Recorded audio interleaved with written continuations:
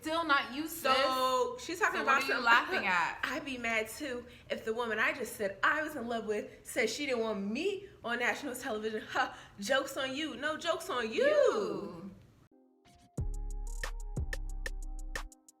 He's my queen to be.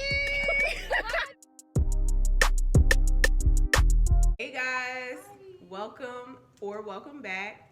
This is Sugar. And I'm Spice. Welcome back to our weekly breakdown of Married at First Sight, Season 12, Episode 8. Y'all ready to get into it? Ooh, yes. So we'll start with Haley and Jacob. Haley and Jacob are pretty much in neutral territory. They haven't really progressed since the last episode. Haley is meeting up with her friend Lauren and is just trying to catch her up on what's going on. So Haley tells Lauren that she feels as though he is stuck in the 80s and he has a lot of 80s memorabilia and clothing. And it's just funny the way she says it because Lauren is like not fazed by anything she's saying. But Haley is acting like they're just such huge big deal. We go on the honeymoon. It's like, why would you bring 80s clothes on the honeymoon? Who does that? Her friend was like, so what else happened? And then Haley is like, well, another thing happened where he accused me of having a boyfriend because I told him I was having a girls' night and he felt like I lied because there was guys there too. And you know, she just brings it up casual like she didn't lie about the whole situation. She said it in a very roundabout way, like it just so happened. It was all so shocking, completely out of her control. It just, again, not taking accountability. And you're only doing it that way because you know you were wrong. So if you know you're wrong, just apologize. That's it. I don't know why you're doing all of this. Yeah, so first you're saying, yeah, he was mad because we had a girls' night. No, that's not why he was mad. Nope. The guys ended up coming. They weren't even supposed to be there. I didn't even know they were going to come. You didn't. And Jacob even said in the earlier episode, yeah, when they saw me, they all, what did he say? Scattered like roaches or something? So I was like, why did you run off if... That was so mean. If you knew, or even if you didn't know the guys were coming, truly, honestly didn't know the guys were coming, oh, I didn't know you guys were showing up, we can all hang out. Let me go call Jacob. You're dragging this when you could have just said sorry like 2 episodes ago. Just say sorry so everyone can move on. So then we move on to the next scene with Haley and Jacob where their friends are all together. And Jacob is like cracking jokes, having a good time, and Haley's friends are enjoying him while Haley is kind of sitting back in the cut quiet. And Haley's friends pretty much go into detail and say like she's a commitment phobe and that she's not really that great in relationships. But if that's the case, it's just a really weird scenario to choose marriage when that's the kind of person you are. Like, why did I get married? No Tyler Perry. What are you doing? you know, they said you're not expressive with your feelings. You're not really a great communicator. You're extra tough. You're extra guarded. They even say you're not a relationship type girl. The friend said, why would you get married? Her last relationship, or she's been single her whole adult life. Because she's been single for 7 years. She's 28 years old. So her last relationship was when she was 21. And when they met up as a group with the guys, Jacob had mentioned something really, I thought, insightful. He said that he feels as though right now Haley is pulling away and he's trying to like meet her in the middle. So now because she's not meeting him halfway, he's starting to regress and he doesn't want to get to a point to where now he's pulling back, and then later on down in the process, she's trying to meet him.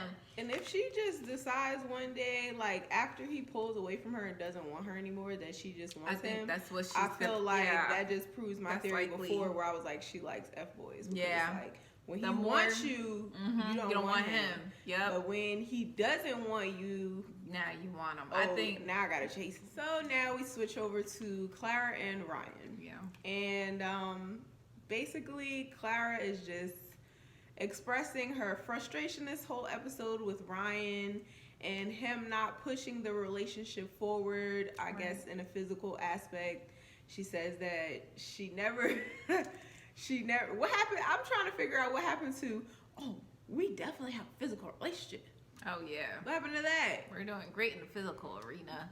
I don't know what she's talking about. She said she never seen him with his shirt off. Yeah. They didn't kiss for the first couple days before they got married. You know, they haven't had sex yet. You're proving my theory here. I told you, I feel like they were just not clicking. There was no intimacy there. But and they're clicking on her end, but Ryan's end is like Clara gonna click regardless. Yeah, Clara is going to clickety clack regardless. Like she said, she falls in love all the time. That's just what she does. And I feel like Ryan is being a little more withholding maybe than he usually is. I don't know, because she falls in love all the time. Why would I have sex with you when I know that you're emotionally all over the place?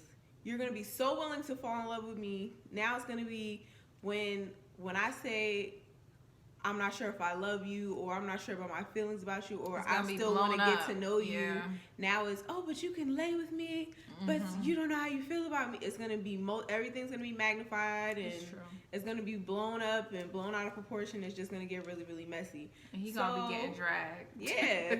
He's going to be the bad guy. So even though, I don't know if that's his reasoning, but being that he just seems like such a thinker, I feel like that's it. And if that is it, then I feel like that's smart on his part, because she's just very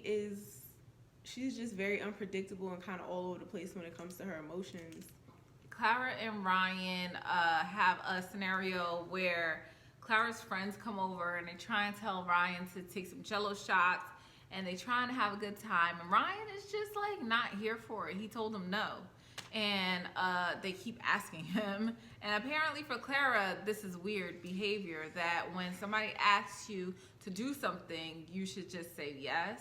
But I just don't understand why he has to say yes. If he said no, why is it not then your friend's responsibility to stop asking him? Why is it his responsibility to say yes?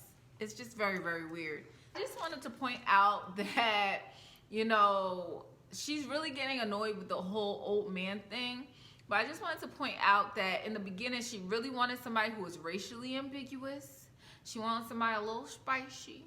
And she really like put that out there to the forefront. And it really goes to show you that the stereotype that you may have had in your head of somebody who's racially ambiguous is not really, does not hold true to majority of people of the world. Like, just because somebody is of a mixed race doesn't mean they're gonna be partying, they're gonna be like high energy, they're gonna be super interesting and fun. Like, everybody of all types has different personalities. Like, focus on the personality trait and not their race or ethnicity. Look, you asked for somebody who's racially ambiguous, you got that, but he's an old man and wants to go to sleep at 9:30.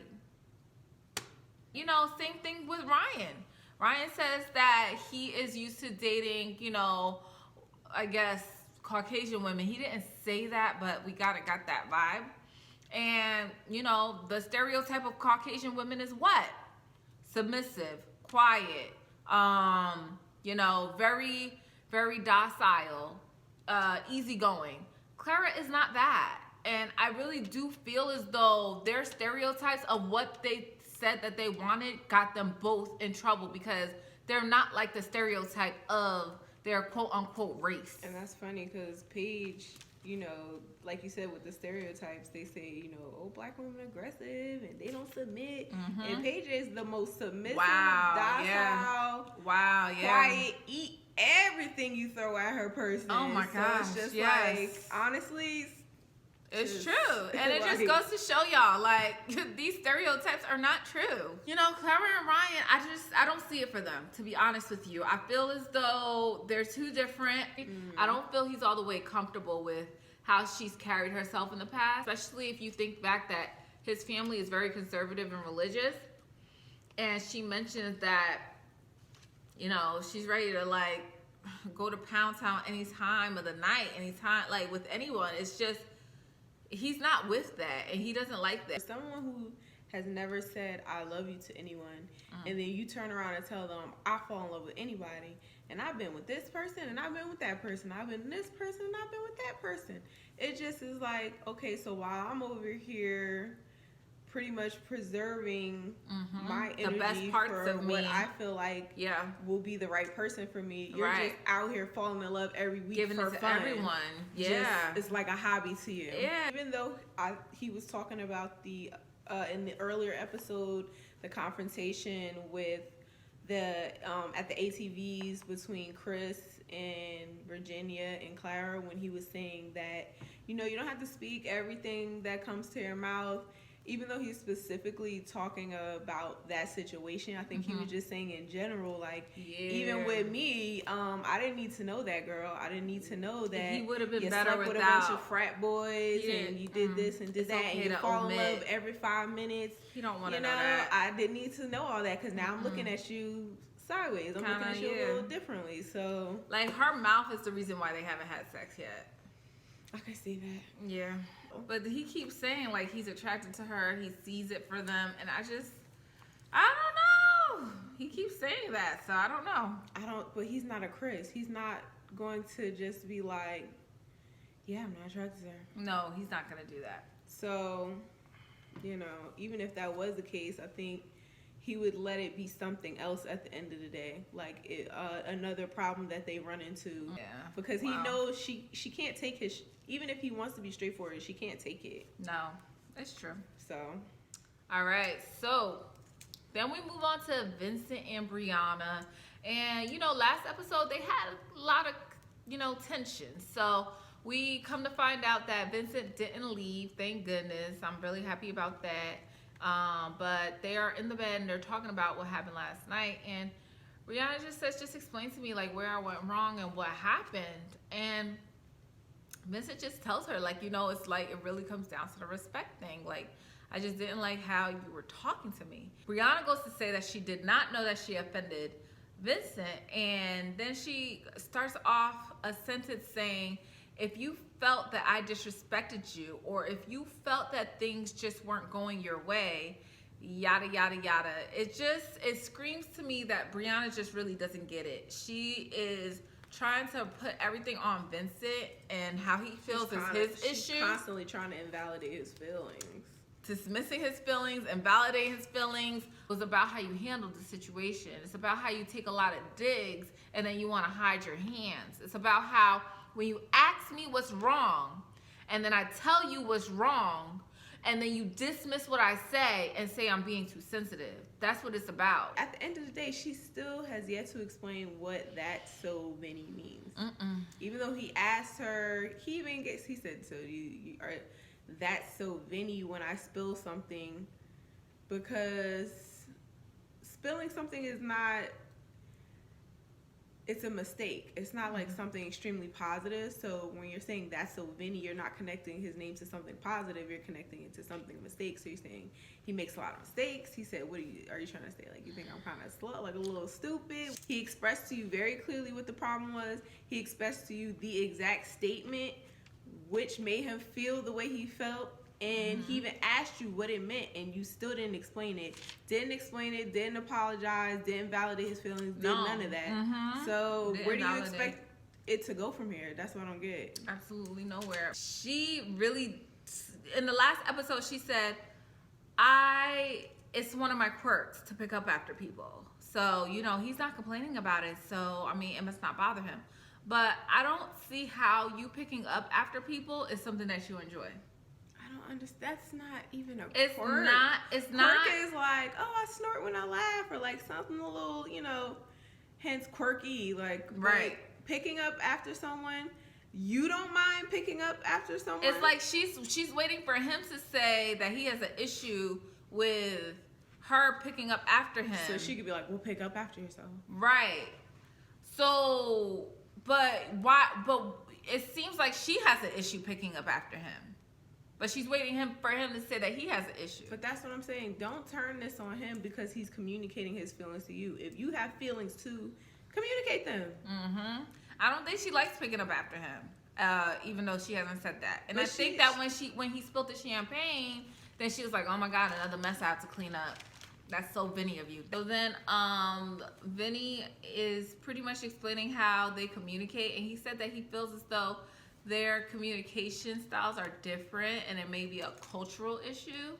And, you know, I really don't know what that means. I feel like, you know, I don't see how, in what way Brianna communicates has anything to do with her ethnicity, and same thing for Vinny. I don't see how him being Dominican has anything to do with how he communicates.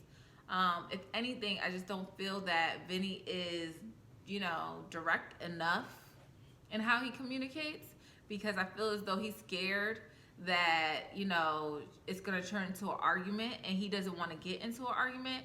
And as far as Brianna, I feel like Brianna is the most direct and indirect person on this show, because she says things completely like directly to you, but then she'll say it in a way where she doesn't have to really take responsibility for saying it. Right. It's a tough communication style on both parts. I'm not gonna blame it on one. There's like, a lot it's of both moving of them. parts when it comes to this situation, because it's like the way Brianna constantly kind of tries to like invalidate what he has going on, you know, how he feels, and then it's just like a back and forth where they're not really talking to each other, communicating to each other very well at all. And then I also feel like Vincent has some other issues going on where he's probably used to people invalidating him and how he feels and things like that. So, and I don't think he's being honest about his temper. I really feel like this whole temper thing, the secret temper, is hurting him. It's gonna hurt him in the long run. Like, just be honest with who you really are. Just show us, and that way we can address it and work on it. The parents get together, and Bree's sister is there. I believe that's Vince's brother there too, and they have like a question game night, and everything goes really, really good. They learn a lot about each other. They get closer. They blend the families, and you know, at the end of their meeting or their game night, at the end of their game night, Vince's mom actually says, you know, welcome to the family, which is really, really cute, because, you know, there's a little bit of a language barrier and like little things like that that's going on, but, you know, it seems as though like the families get along good. All right. So Eric pretty much is showing up alone. Virginia is going to a friend's wedding, and Eric's brother has a wedding the same day, so they are separated for a couple of days. You know, Eric has this false notion that because he's been married before, he like has some sort of superiority complex with trying to take a lead on how this marriage is supposed to go. But regardless of if you've been married before or not, you've never been married to Virginia before. Every marriage is different. Every couple is different. Every person is different. So you can't just say, oh, I've been married before, I know how this goes. It's not a one-trick pony. Like, you know, you done it before and you just know how to do it going forward. It's not like riding a bike. It's different every time. So Eric is talking to his friend, and he's pretty much saying that he doesn't like how Virginia is so independent. And I don't know. I feel like Eric really wants somebody who is like kind of like waiting for him to get home when he's like gone from his trips, and you know, it's like a homebody, is not gonna go anywhere, and just like wants to be up under him all the time and give him a lot of attention. And Virginia is kind of like has her own life. She has her own friends, so it's when he's gone, she'll be fine, and when he's there, she's still gonna have a social life, and I don't think that he likes that very much. And his friend actually brings up a good point. He says that, you know, stop trying to kind of coach her through marriage. He just says, like, you know, just be married and have a, you know, and go through it. So switch scene, all the friends are getting together. Eric's friends mixed with Virginia's guy friends. They're talking about how Eric's earlier days, he was in a band apparently. Oh, yeah. His hair was super long. All this little funny, you know, quirky stories about Eric in the past. And then one of Virginia's friends, Cole, decides he wants to pull Eric outside to have a separate talk with him. And in my head, how I saw the talk going was, I thought he was going to say, hey, you know, I know you're a little apprehensive because, you know, the girl-guy relationship, right, but you don't have anything to worry about. You know, it's not that over here. Or maybe even him saying like, oh yeah, I have a girlfriend or something of that sort. But he just kind of went into how, yeah, so, you know, Virginia, you know, she shares information with us. And yeah, I just wanted to tell you, like, maybe not, you know, come off controlling. You want to give And some I was advice. like, that's kind of cringy because so many things you just put out there. So you made it seem like Virginia went back and told you guys that he's just super controlling. Right. And then like, oh, she's running back to you guys, just talking bad about him. And then also you telling him kind of how to move in the marriage. It wasn't like yeah, I know Virginia for a long time. You know, she's kind of like a free spirit. She doesn't really like to be told what to do. You told him, don't be too controlling. You weren't like saying anything about leaving it in her realm. You kind of jumped over into his side. Yeah. So that was, but Eric actually took it in stride. Well, it was weird because he's the way he talked so much about her friends, I would think that he would have been maybe a little annoyed or slightly aggressive kind of about it, but he was just like, yeah, dude, totally. Yeah, bro. Yeah. I totally agree. So buddy with him. I was just shocked at the whole exchange.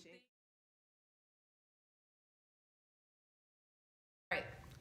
So we move on to Chris and Paige, and Chris is with a pastor and one of his friends, and Chris is just letting the pastor know that he has found out that his ex-fiance is pregnant. He has decided to get a divorce from Paige.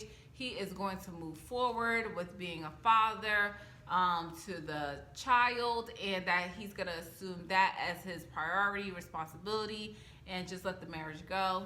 The pastor is telling him that this is not the way to go, that Paige is a good girl, and that he made vows before God, and he needs to honor those vows. But and the friend is also saying that Chris needs marriage, but Chris is checked out. Chris is not trying to hear nothing they're trying to say. Chris is being really rude. He is on his phone. He is blocking them all out. Once he said that I am going to assume my responsibilities as a father first, and there was like, no, you need to still be responsible for this marriage, he was like, okay, no, y'all don't get it. Once you say something Chris doesn't want to hear, he's tuned out. He doesn't care. He takes offense to it. Right. Not only is he not listening, he's offended now. Right. That you didn't agree with him. He had a little tantrum. With all due respect, this conversation's over. Then we go into another scene where Chris is on the phone and Paige is somewhere, I guess in an apartment or whatever. And Chris is trying to orchestrate a meeting between Paige and the ex-fiance. Because he's a sociopath. I for the life of me, I cannot understand in what scenario that this situation helps anyone. Why is this necessary? Them three being in a room. What do them three being in a room accomplish for anyone at all? And Paige, I mean, let me think about it. For what? Paige, you fail yourself every time. Every time. At this point, nobody is failing you. You are failing yourself. You do it to yourself. But you go into the confessional and you say that you want to take some power back. And this is the forefront of the reason for why you're going to be meeting up with the ex and with Chris at this point. You know how you could have taken your power back is to have him blocked already. So when he tried to reach out to you, he wouldn't be able to. So they go into this, neutral space. The ex walks in. It's just a weird, awkward space because really at the end of the day, this meeting never should have happened. Paige is in the confessional saying that she has reservations that the ex-fiance is even pregnant.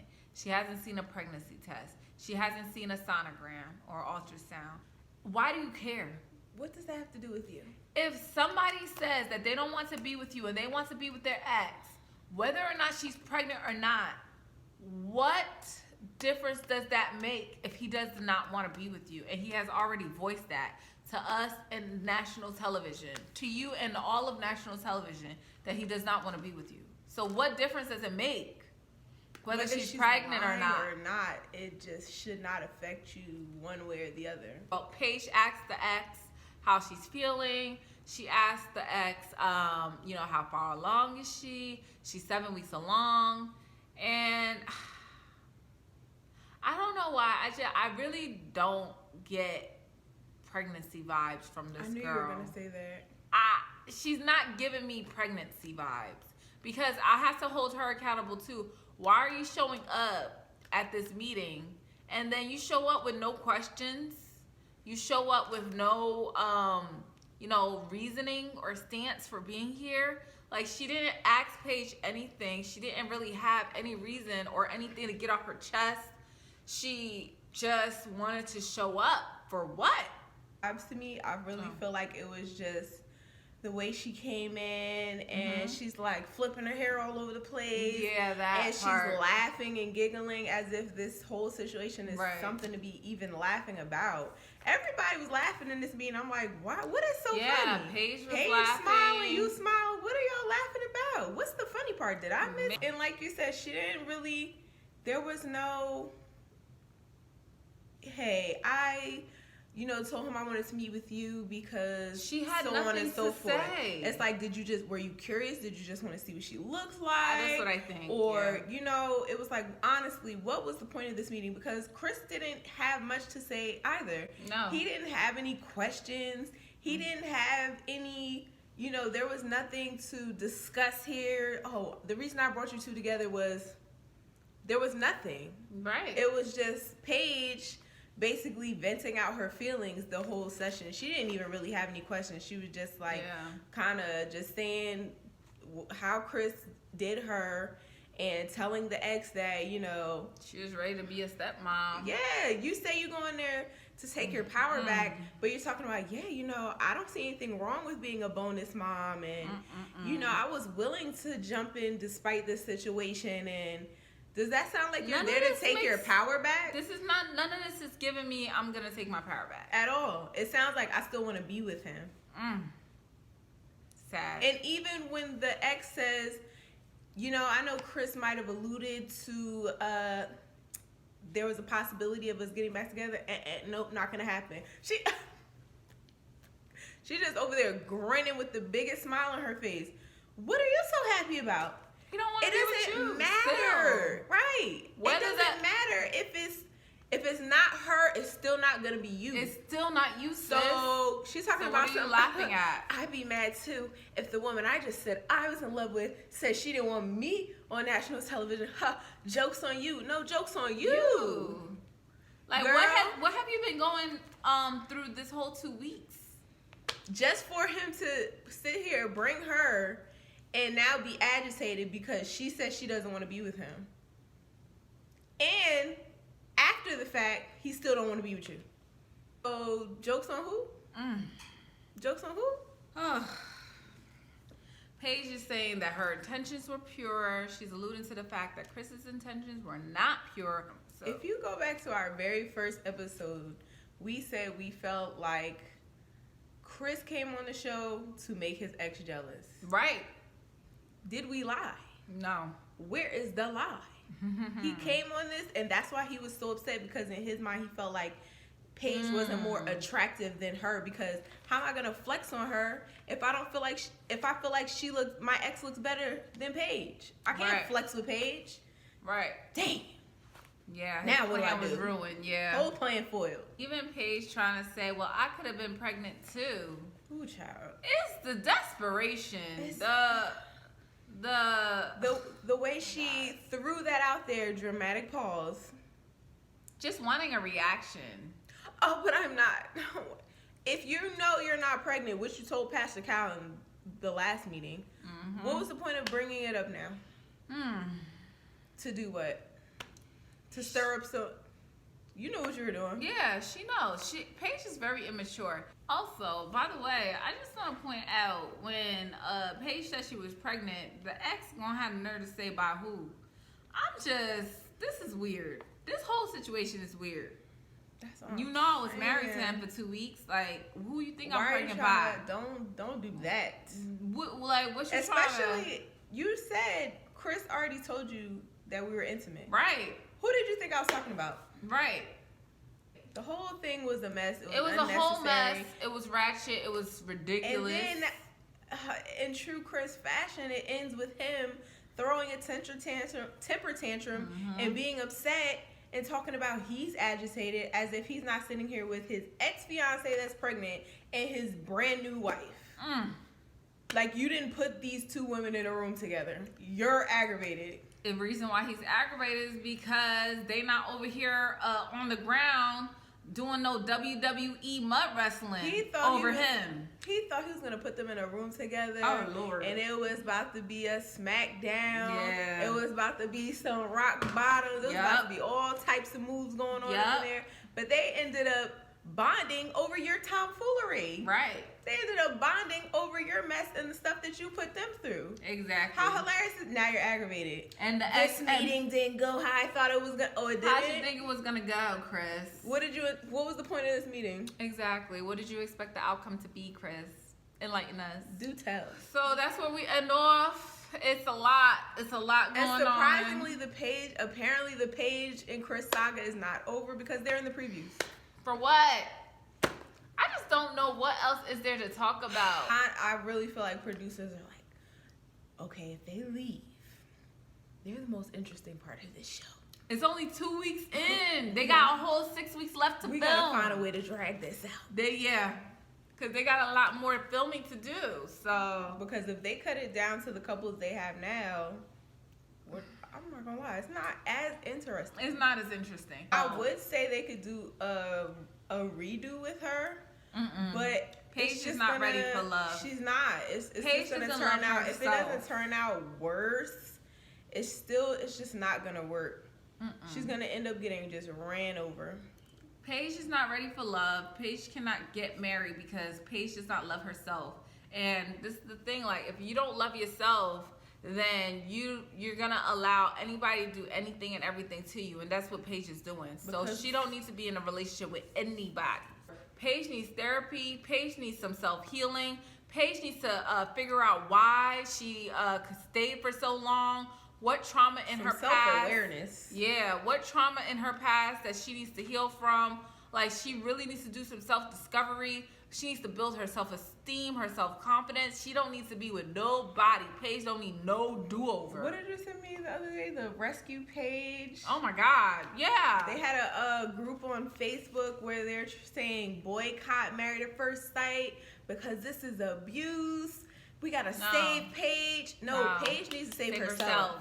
Because this is probably how she's been in any other relationship. It just hasn't been on camera. Right. So whether you stop watching Married at First Sight or whether she stops being a part of the show or not, she's still gonna be Paige. So doing the same stuff. How about y'all tell her she needs to not be putting up with this? Right. Not, we gotta save her. Nobody needs to save She's her. a grown woman. She's not. You know what I'm saying? She has a mind of her own. You see, even like you said, she even is on the side of being a little manipulative with as far as the sex and the whole coming into the meeting with I think I was pregnant too. Yeah, she's very immature. Pause, so everybody could be scared and feel like I'm pregnant when I know I'm not. And, you're playing the game too. So you have to take some responsibility. It's not a save Paige. It's not we feel so bad for Paige. Did we feel bad for Paige at first? Yes, because the things he was doing was terrible. Right. But you can hit the eject button anytime. You can stop all of this. I said this in an earlier video, like, how much responsibility do you think Paige, warrants here, you know? Like, I felt like in the beginning, she was like maybe 20% of the responsibility. He was 80%. She didn't really see everything that he had said to the bridesmaids. She didn't see everything that he was saying, you know, with the guy friends. She's a lot she didn't know, she didn't see. At this point, she has seen and been exposed to way too much. And I just feel like she has to take the blame. She has to take half the blame or possibly more. Right. There's a reason for like, that saying, fool me once, shame on you. Fool me twice, shame on me. Because I should have seen it coming at this point. Right. She should have seen all of this mess coming. So that's Married at First Sight, season 12, episode 8. You know, it's a lot going on, but, you know, I still have my fingers crossed for Brianna and Vinny. I have my fingers crossed that Paige and Chris will finally just let it go. Please, like, stop and end this. And, you know, everyone else is kind of up in the air for me. I'm not 100% sure, but you guys let us know. Who's your favorite couple? You know, in the comments, let us know what you think about if it's Paige's fault at this point, or if it's 50-50, or if it's all Chris. What do you guys think? And, you know, don't forget to like, you know, comment and subscribe. Make sure you follow us on Twitter and Instagram at Sugar and Spice 88. Yeah, and we'll see you guys in the next video. Thank you. Bye. Good morning. Good energy. Today we gon' spread Good energy. Today we gon' share Good energy. I go to work. Today gon' be a great day. Good Wake energy. up, thank God, drink water, meditate. Good First energy. 5 minutes will dictate your whole day. Good All energy. about that positivity and raising up your frequency. Good If you